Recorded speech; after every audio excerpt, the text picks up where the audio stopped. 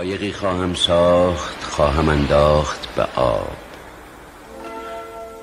دور خواهم شد از این خاک غریب که در آن هیچ کسی نیست که در بیشه عشق قهرمانان را بیدار کند.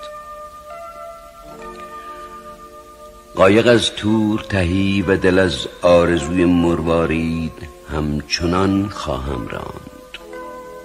نه به آبی ها دل خواهم بست، نه به دریا پریانی که سر از آب به در میارند و در آن تابش تنهایی ماهیگیران میفشانند فسون از سر گیسوهاشان.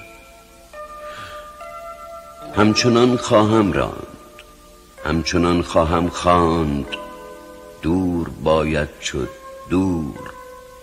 مرد آن شهر اساطیر نداشت.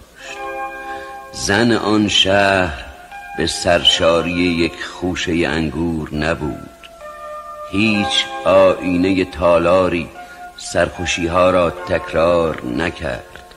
چال آبی حتی مشعلی را ننمود. دور باید شد دور. شب سرودش را خواند، نوبت پنجره هاست. همچنان خواهم خواند، همچنان خواهم راند. پشت دریاها شهری است، پشت دریاها شهری است که در آن پنجره ها رو به تجلی باز است.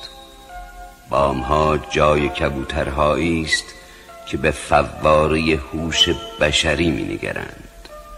دست هر کودک 10 ساله شهر شاخه معرفتی است. مردم شهر به یک چینه چنان می نگرند که به یک شعله، به یک خواب لطیف. خاک موسیقی احساس تو را می شنود و صدای پر مرغان اساطیر می آید در باد. پشت دریاها شهری است که در آن وسعت خورشید به اندازه چشمان سحرخیزان است. شاعران وارث آب و خرد و روشنی اند. پشت دریاها شهری است، قایقی باید ساخت.